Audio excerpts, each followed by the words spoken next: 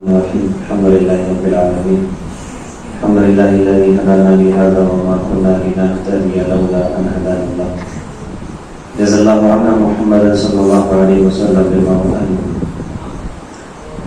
محترم بزرگوں، دوستوں، پیارے بچوں، پیارے بھائیوں،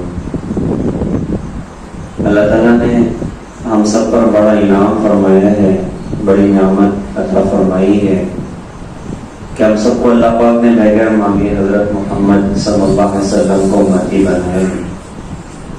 حضرت محمد صلی اللہ علیہ وسلم کی نسبت وہ نسبت ہے کہ جس سے عظیم کائنات میں کوئی دوسری اور نسبت نہیں، سب سے عظیم نسبت یہ وہ نسبت تھی جس کی وجہ سے وہ مقام اور قیمت اللہ پاک نے ہماری لگائی ہے کہ جس کو دیکھ کر موسیٰ علیہ السلام نے اللہ پاک سے مطالبہ کیا تھا کہ اللہ پاک وہ امت آپ مجھے دیں، اور اگر امت نہیں دیتے تو اسی امت میں مجھے پیدا فرما دیں۔ ایک بڑی عجیب بات موسیٰ علیہ السلام کی ہے۔ موسیٰ علیہ السلام نے ایک مرتبہ اللہ پاک سے کہا کہ اللہ، میں نے الواح میں پڑھا ہے کہ ایک امت ہوگی جو بہترین ہوگی، جو ہمیشہ اچھی بات کا حکم کرے گی، بری بات سے منع کرے گی۔ یا اللہ، میں چاہتا ہوں کہ وہ میری امت ہو جائے۔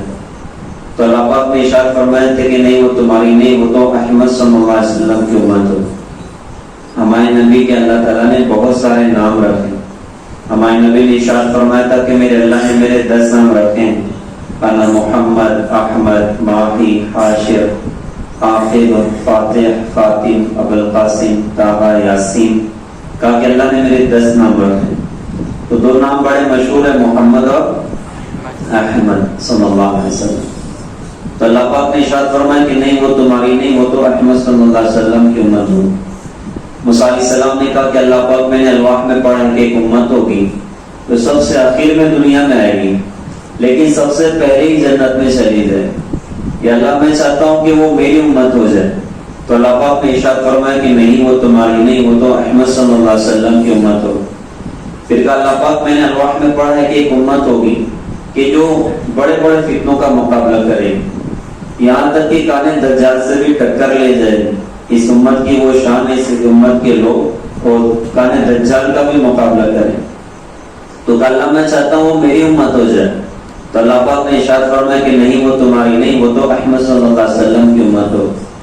پھر کہا اللہ پاک، میں نے الواح میں پڑھا ہے کہ ایک امت ہوگی کہ جو نیکی کا ارادہ کرے گی، اور اگر نیکی نہیں کر پائی تب بھی نیکی پکی، نفل عمل، اور اگر اس نیک کام پر عمل کر لیا تو کم از کم 1 کا 10 اور پھر آگے بے حساب عطا فرمائے۔ تو اللہ، میں چاہتا ہوں کہ وہ امت میری ہو جائے۔ تو اللہ پاک نے ارشاد فرمایا کہ نہیں، وہ تمہاری نہیں، وہ تو احمد صلی اللہ علیہ وسلم کی امت ہوگی۔ پھر کہا اللہ پاک، میں نے الواح میں پڑھا ہے کہ ایک امت ہوگی کہ جس کی کتاب اس کے سینے میں محفوظ ہوگی۔ آج پوری دنیا میں تورات کا کوئی حافظ نہیں، انجیل کا کوئی حافظ نہیں، زبور کا کوئی حافظ نہیں، حافظ دور کی بات کتابی اصل شکل میں موجود نہیں، لیکن قرآن کے الحمدللہ پوری دنیا میں کروڑوں حافظ، پوری دنیا میں لاکھوں کروڑوں کی تعداد ہے ماشاءاللہ مسلمانوں کی، جنہوں نے قرآن پاک کو حفظ کیا۔ یہاں پر کتنے سارے حفاظ کرام تو یہیں بیٹھے ہیں، اور 10 سال کے کہنا چاہیے طویل عرصے میں ہمارے اپنے مدرسے سے 90 سے زیادہ حافظ صاحب، 91 ایک کم، تو تقریباً 90 کے قریب ماشاءاللہ بچوں نے حفظ قرآن کی۔ تو قرآن کتنی عظیم نعمت اور دولت ہے کہ ہزاروں سال پہلے موسیٰ علیہ السلام اللہ سے کہہ رہے ہیں اللہ اس قوم کی کتاب اس کے سینے میں محفوظ ہو۔ کتنا عجیب کلام اللہ پاک نے عطا فرمایا۔ چھوٹا سا بچہ بھی 11 سال کا بچہ ماشاءاللہ حافظ قرآن، ہمارے مدرسے کی برکت ہے۔ اس کا رزلٹ کیا ہو امت کو دکھانا ہو تو بولنے کی ضرورت ہی نہیں، بچے ہی بتا رہے ہیں کہ ماشاءاللہ مدرسے میں کیا کچھ محنتیں کی جائے۔ الحمدللہ بچوں میں بڑی خوبیاں، بڑے کمالات اللہ پاک پیدا فرما رہے ہیں۔ یہ بہت بڑی نعمت کی بات ہے، اور اللہ پاک کی بارگاہ میں مقبولیت کا ایک نشانی ہے کہ اللہ پاک نے اس ادارے کو اپنی بارگاہ میں مقبولیت اللہ پاک نے عطا فرمائی۔ 900 بچے 10 سال کی قلیل عرصے میں 900 بچے ماشاءاللہ یہاں سے دین حاصل کریں، یہ کتنی بڑی نعمت ہے، یہ کتنی بڑی بات ہے۔ اور کسی بندے سے اللہ اپنے دین کا کام لے لے تو اور بندوں کے لیے عافیت اسی میں ہوتی کہ اس کے ساتھ جڑ کے اس کے معاون بن جائیں، اس کا ساتھ دینے والے بن جائیں کہ بڑی خیر اور خوبی اللہ پاک نے عطا فرمائی، ہم بھی جڑ جائیں تو ہم خوبیوں اور صفات میں اور نیکیوں میں ہمارا بھی اللہ پاک حصہ شامل کر دے۔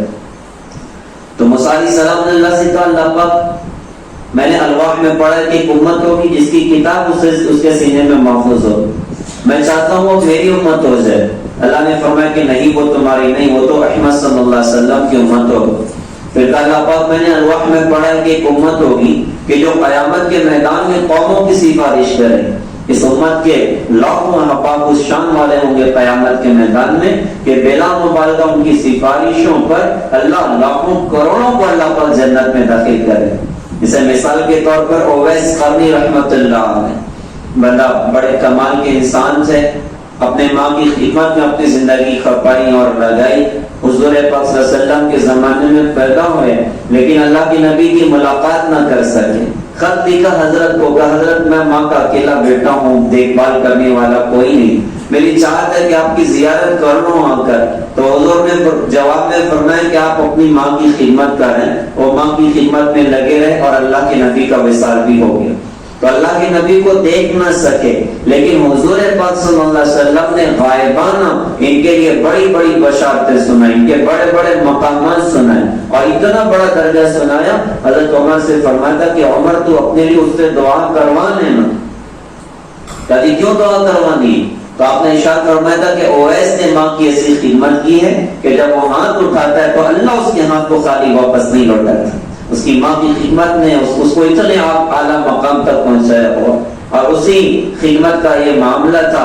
اللہ کے نبی نے ارشاد فرمایا تھا وہ سارے جنت میں جا رہے ہوں گے تو اللہ اویس قرنی کو روک لیں کہ اویس تم ادھر ہی رک جاؤ۔ اب وہ ڈر جائیں گے کہ اللہ مجھے کیوں روک لیا، وہ سارے جا رہے جنت میں مجھے ادھر روک لیا۔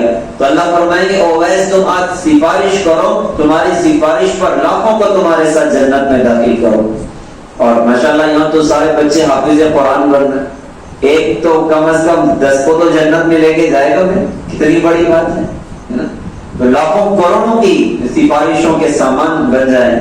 تو موسیٰ علیہ السلام نے اللہ سے کہا تھا اللہ میں چاہتا ہوں وہ امت میری ہو جائے، کوئی چیز مارکیٹ میں نہ ہو اور اس کے ڈیمانڈ ہو رہی ہو تو اس کی قیمت بہت زیادہ لگائی جاتی ہے، مارکیٹ میں ہے ہی نہیں، ہے نا، مارکیٹ میں موجود نہیں ہے، پروڈکٹ آیا ہی نہیں ہے اور پہلے اس کی ڈیمانڈ ہو رہی صاحب وہ پروڈکٹ چاہیے وہ پروڈکٹ چاہیے، تو بیچنے والے اس کی قیمت بہت زیادہ لگا رہے ہوتے ہیں۔ تو امت کا پروڈکٹ مارکیٹ میں آیا نہیں تھا، عالم ارواح میں پوری امت تھی اور اس امت کے گویا کے سودے چل رہے تھے اللہ کی بارگاہ میں اور مصعب کریم اللہ سے کہہ رہے تھے اللہ میں چاہتا ہوں وہ امت آپ مجھے دے دیں۔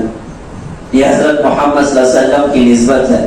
موسیٰ علیہ السلام سے اللہ پاک نے ارشاد فرمایا کہ نہیں وہ تمہاری نہیں، وہ تو احمد صلی اللہ علیہ وسلم کی امت ہو۔ تو موسیٰ علیہ السلام کو لگا کہ یار اپنی تو آج چلنے والی ہے نہیں۔ پھر وہ جملہ کا جس پر علماء فرماتے ہیں کہ نبیوں نے اس امت میں پیدا ہونے کی تمنا کی، وہ جملہ موسیٰ علیہ السلام کا تھا یا لیتنی من اصحاب محمد صلی اللہ علیہ وسلم، کاش میں محمد صلی اللہ علیہ وسلم کا صحابی ہوتا۔ تو اللہ نے کتنی بڑی دولت اور نعمت ہمیں عطا فرمائی کہ ہم حضرت محمد صلی اللہ علیہ وسلم کے امتی ہو گئے۔ یوسف اور یعقوب علیہ السلام کو اللہ نے جدا کیا، پھر 40 سال کے بعد ملا ہے۔ باپ اور بیٹے میں وہ محبت تھی کہ روتے ہوئے گلے ملے بے ہوش ہو کے گر گئے، دوبارہ ہوش آیا روتے ہوئے گلے ملے پھر بے ہوش ہو کر گر گئے۔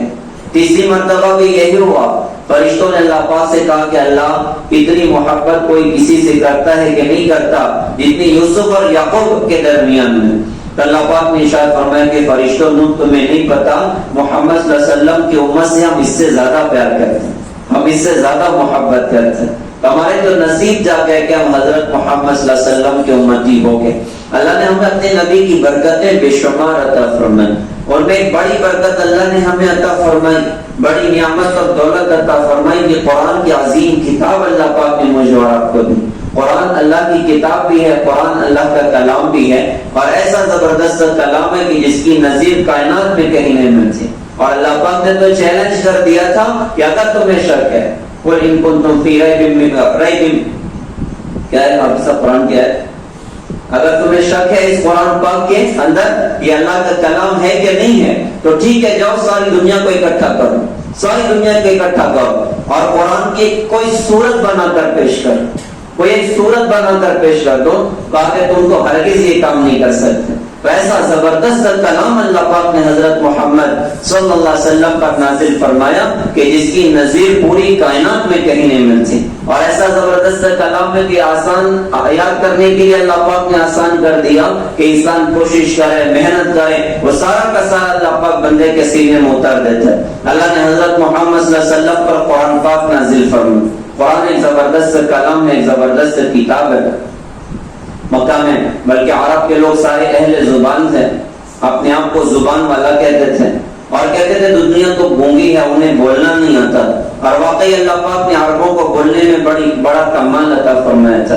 بلکہ اشعار تو ان کے چھوٹے چھوٹے بچے ایسے اشعار پڑھتے تھے کہ آج بھی دنیا حیران ہوتی ہے کہ بچے کیسے اشعار پڑھ لیتے تھے۔ بلکہ ہماری نبی جب ہجرت کر کے آپ مدینہ سے، مکہ سے آپ مدینہ تشریف لے کر گئے تھے، تو ہمارے نبی کا جب مدینہ میں استقبال ہوا، بڑا خوبصورت دن تھا، یثرب کی تقدیر بدل گئی، بیماریوں کا گھر تھا یثرب، اس کی تقدیر بدل گئی۔ حضرت محمد صلی اللہ علیہ وسلم کا قدم کیا مدینہ پر پڑا، اللہ پاک نے مدینہ تو رسول اللہ پاک نے اس کو بنا دی، اور اس دن حضرت محمد صلی اللہ علیہ وسلم کا استقبال کیا گیا، اور استقبال میں جو اشعار بچیوں نے کہے تھے، طلع البدر علینا من ثنیۃ الوداع وجب الشکر علینا ما دعا للہ داعی ایھا المبعوث فینا جیت بالامر المطاع۔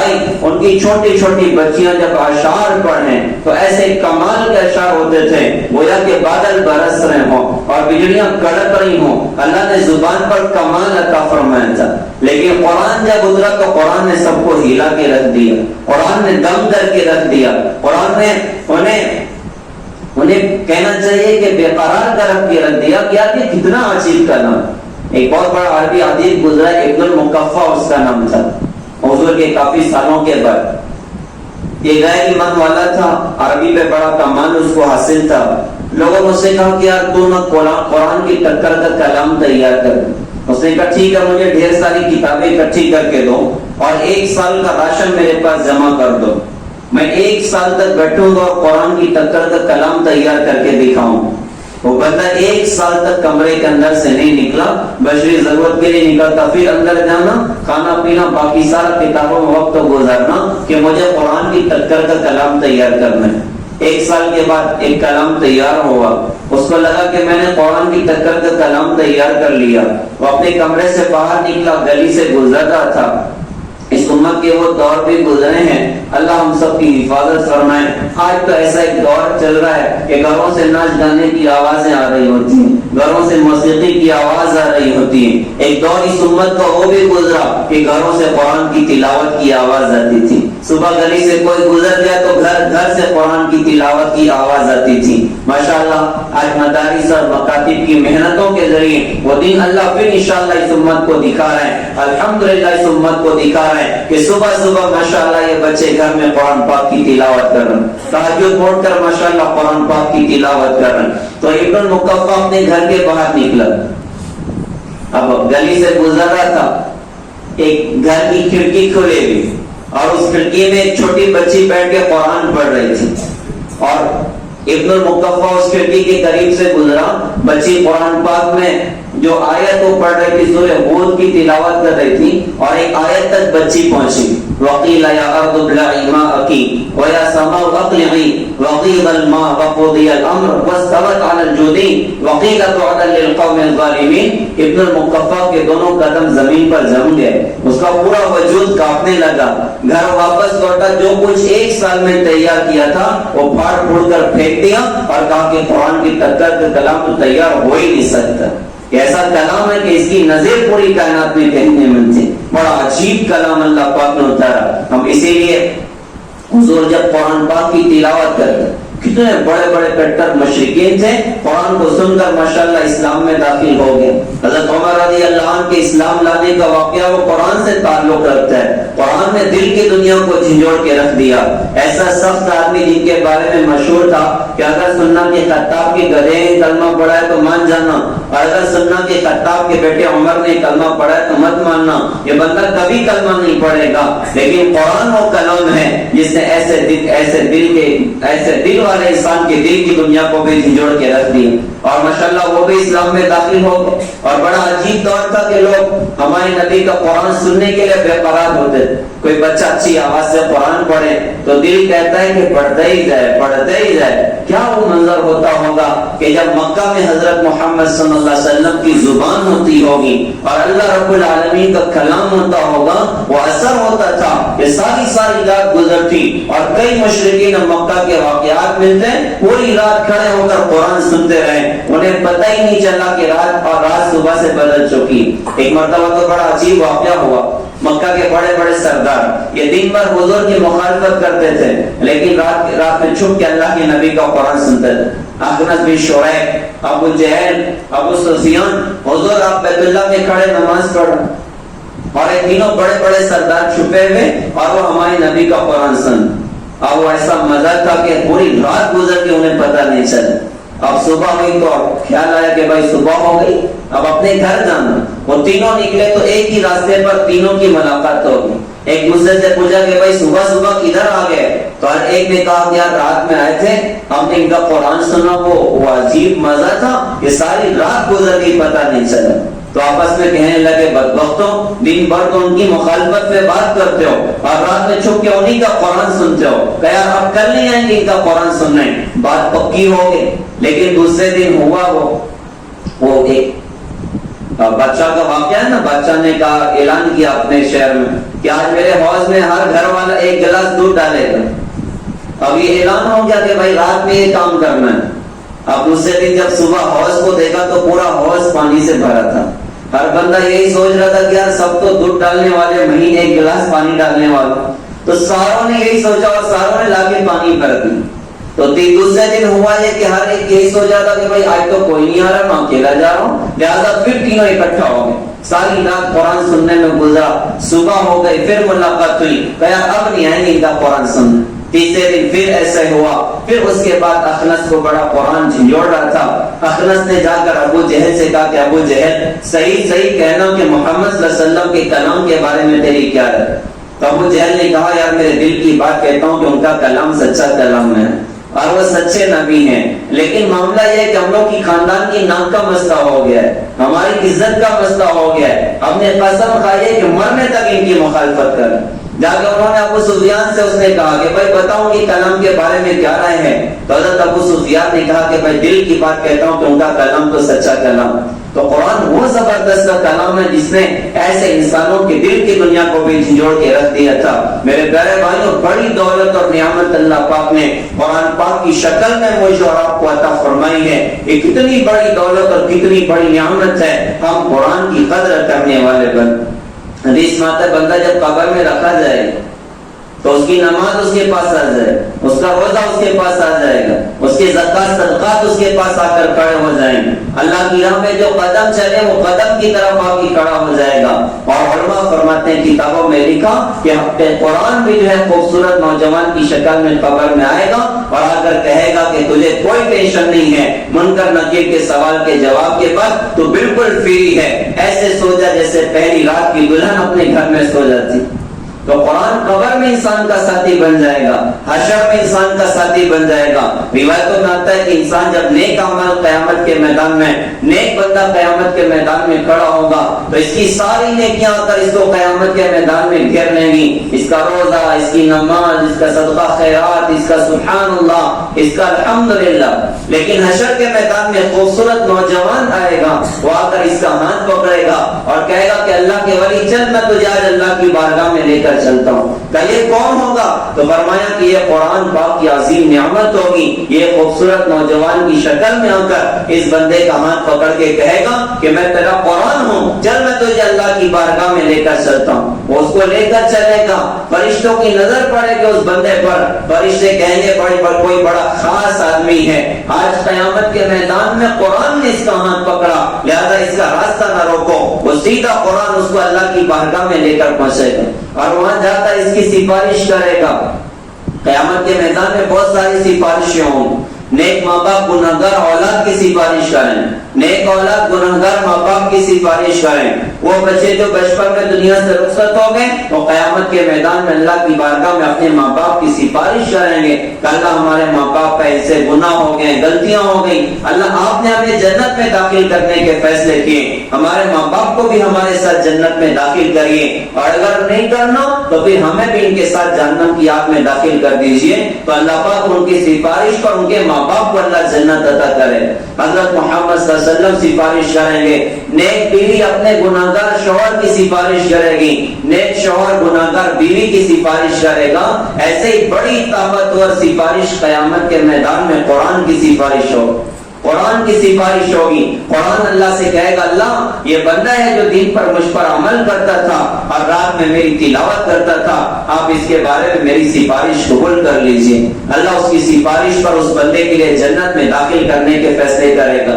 تو اللہ نے بڑی دولت اور بڑی نعمت پیارے بھائیوں عطا فرمائی ہے، لہذا ہم اس قرآن کی عظیم نعمت کی قدر کرنے والے بن، اور قدر یہ ہے کہ اس کو سیکھیں، اس کو پڑھیں، اس کی تلاوت کریں، اس کو سمجھیں، اس کے احکامات کو اپنی زندگیوں میں جگہ دیں، اور یہ قرآن سارے عالم میں زندہ ہو جائے، اس کے لیے کوششیں کرنا، اس کے لیے محنتیں کرنا۔ الحمدللہ 1400 سال کی ہماری خوبصورت تاریخ ہے، ہر زمانے میں قرآن اور دین کو زندہ کرنے کے لیے مدارس نے بڑا اہم رول ادا فرمایا۔ ہر زمانے میں مدارس کے ذریعے دنیا میں اللہ کے دین کا کام ہوا اور قرآن زندہ ہوا اور قرآنی تعلیمات ماشاءاللہ زندہ ہوئی۔ ہماری اپنی نوجوانوں کی ذمہ داری ہے کہ ایسے ادارے ہم ان کا تعاون کرنے والے بن۔ ماشاءاللہ ابھی صاحب کہہ رہے تھے کہ چندہ بھی دیا اور ارے بولو بندہ بھی دیا، تو ماشاءاللہ دونوں اعتبار سے ہمارا تعاون ہو۔ ہمارے اپنے پورے محلے میں کوئی بچہ ایسا نہ ہو جو قرآن کی تعلیم سے محروم۔ قیامت کے میدان میں وہ بندہ بڑا بدقسمت ہوگا جو اللہ کے کلام سے محروم رہا، جو اللہ کے قرآن سے محروم رہا۔ وہ زبان بڑی بدقسمت ہوگی جو اللہ کے کلام کی تلاوت سے محروم رہی۔ وہ کان بڑے بدقسمت ہوں گے جو اللہ کے کلام کے سننے سے محروم رہے گئے، اور جو اس کو دنیا میں زندہ کرنے کی محنتوں سے محروم رہے گئے، وہ بندہ قیامت کے میدان میں بڑا محروم ہوگا۔ لہذا ہماری اپنی ذمہ داریاں ہیں کہ ہم ایسے مدارس کا تعاون کریں اور خدمت کریں، کوششیں کریں، اور خود اپنی ذات سے بھی قرآن کے تعلق سے ہم آگے بڑھنے والے بنیں۔ یہ ہماری اپنی بہت بڑی ذمہ داری، اللہ کی دین کی خدمت اور مدارس کی خدمت اور پڑھنے پڑھانے والوں کی خدمت اور اس کا تعاون کرنا بندے کو کتنی آگے پہنچائے گا کوئی دنیا میں بتا نہیں سکتا۔ اور ایک ایسی عورت جو بڑی گناہگار تھی، ساری زندگی کے گناہ اس کے پاس ہیں، لیکن ایک کتے کو پانی پلایا تھا، جنگل سے گزر رہی، پیاس لگی، کنویں میں اتری، پانی پی کر باہر نکلی، دیکھا کہ کتا بھی پیاس سے تڑپ رہا ہے، اس کو اس پر رحم آیا، پانی نکال کر پلا دیا۔ حضور پاک صلی اللہ علیہ وسلم نے ارشاد فرمایا کہ میں نے اس عورت کو جنت میں دیکھا ہے، ایک کتے کو پانی پلایا۔ اللہ کے نبی فرمایا میں نے اس کو جنت میں دیکھا۔ ارے بتاؤ تو صحیح، مدرسے کی چٹائیوں پر بیٹھ کر ہمارے بچوں کو جو قرآن پاک کی تعلیم دیتے ہیں، کوئی بندہ ان کی خدمت کرے اللہ اس کو کہاں پہنچائے گا؟ کوئی بندہ قرآن کو دنیا میں زندہ کرنے کی خدمت کرے اللہ اس کو کہاں پہنچائے گا؟ کوئی بندہ دین کے دنیا میں زندہ کرنے کی کوشش اور محنت کرے اور اپنے جان مال صلاحیتوں کو اس پر لگائے، ارے بتاؤ تو صحیح اللہ پاک اس کو کتنا عظیم مقام عطا فرمائیں گے۔ یہ چٹائیوں پر بیٹھ کر ہمارے بچوں کو قرآن پاک کی تعلیم دینے والے، ان کے بدن میں ساری دنیا سونا بنا کر انہیں دنیا میں گفٹ کر دی جائے، اللہ کی قسم ان کی محنت کا بدل نہیں ہو سکتا۔ ان کی محنت کا بدل تو قیامت کے میدان میں اللہ عطا کرے گا، اور وہ کچھ عطا فرمائیں گے کہ دنیا عرش عرش کرے گی۔ حافظ قرآن سے کہیں گے قرآن پڑھتا جاؤ، جنت کے درجات پہ چڑھتا جا، جتنی آیتیں پڑھ رہے اتنے درجے بلند ہوتے چلے جا رہے ہیں۔ حافظ قرآن کو مرجان کے شہر ہدیے میں دیے جا رہے ہیں، اتنا بڑا شہر جس کے 60,000 سونے چاندی کے دروازے، اس کے ماں باپ کو تاج پہنایا جا رہا، جس کی روشنی کا مقابلہ سورج بھی نہیں کر سکتا۔ بتاؤ تو صحیح ہم قرآن کی خدمت کریں گے اللہ ہمیں کیا کچھ عطا کرے گا؟ ہم دین کی خدمت کریں گے اللہ ہمیں ہمیں کیا کچھ عطا کرے گا. لہذا آج ضرورت ہے کہ ہم مدارس کا تعاون کریں, پڑھنے پڑھانے والوں کا تعاون کریں, ہماری ذات سے جو ہو سکے ہم بچوں کو لا کر مدارس میں جو ہے ان کے ایڈمیشن کروائیں اور ان کی تعلیم کی فکر کریں, ان کو دین سے جوڑنے کی فکر کریں. اللہ پاک ہمیں دنیا میں بھی اس کا بڑا بدل عطا فرمائیں گے اور آخرت میں بھی اللہ پاک اس کا بہت بڑا اجر اللہ پاک عطا فرمائیں گے. ایک ماں کا بیٹا کھو جائے, کوئی لا کر ملا دے تو ماں دعا دے دے تھکتی نہیں ہے. اللہ اپنے بندوں سے 70 ماؤں سے زیادہ پیار کرتا ہے. کوئی ایک بندے کو ہم اللہ اس کے رسول سے جوڑ دیں, اللہ ہم سے کتنا خوش ہو جائے. لہذا الحمدللہ اللہ پاک نے بڑی نعمت اور دولت ہمارے علاقے میں دی کہ مدرسہ الحمدللہ ہمارے اپنے علاقے میں چل رہا ہے اور بڑی خوبصورت کارگزاری ہمارے اپنے مدرسے کی ہے. بولنے کی بات نہیں, سب کچھ ماشاءاللہ نظروں کے سامنے, اور 900 بچے قریب الحمدللہ دینی تعلیم حاصل کر رہے ہیں اور گھروں میں ماشاءاللہ قرآن پاک کی تلاوتیں ہو رہی اور گھروں میں دینی عمل ماشاءاللہ زندہ کیے جا رہے ہیں. یہ بہت بڑا کام ہے, یہ بہت بڑی محنت ہے. لہذا میری تمام نوجوان بھائیوں سے, دوستوں سے اور کلبوں اور اداروں کے احباب سے گزارش ہے کہ ہم جو ہے انشاءاللہ دامے درمے قدمے سخرے ان اداروں کا انشاءاللہ تعاون فرمائیں, خدمتیں کریں, اپنے آپ کو جو ہے قربانیوں پر اور محنتوں پر کھڑا کریں. اللہ پاک ہمیں بھی انشاءاللہ ایک بڑا کام یہ لے کر چل رہے ہیں, ایک بہت بڑی محنت یہ لے کر چل رہے ہیں. ہم نہیں کر پا رہے, ہم ان کے ہاتھ پیر بن جائیں, ہم ان کا تعاون کرنے والے بن جائیں, ہم ان کی مدد کرنے والے بن جائیں. اللہ جو کچھ انہیں عطا کرے گا انشاءاللہ قیامت کے میدان میں بہت بڑا حصہ اللہ پاک ہمیں بھی عطا فرمائیں. تو سارے بھائی نیت کرتے ہیں انشاءاللہ, مدد کرنے کی نیت کرتے ہیں انشاءاللہ, چندہ بھی دے گا اور بندہ بھی دیں اور ہر گھر میں انشاءاللہ قرآن کی تعلیم پہنچے, ہر گھر کے بچے مدرسہ پہنچیں. اس کی ہم لوگ کوشش اور محنت کریں گے. اللہ تعالیٰ سے دعا ہے کہ اللہ تعالیٰ اس مدرسے کو دن دگنی رات چوگنی اللہ پاک ترقی عطا فرمائے, ہر شر سے اللہ پاک حفاظت فرمائے, حاسدین کے حسد سے اللہ پاک محفوظ فرمائے, ضروریات کا اللہ پاک غیر سے تکفل فرمائے, پڑھنے پڑھانے والوں کے اللہ پاک خوب حفاظت فرمائے اور ساری امت کو ماشاءاللہ اس سے استفادے کے اللہ پاک توفیق عطا فرمائے. وآخر دعوانا الحمدللہ.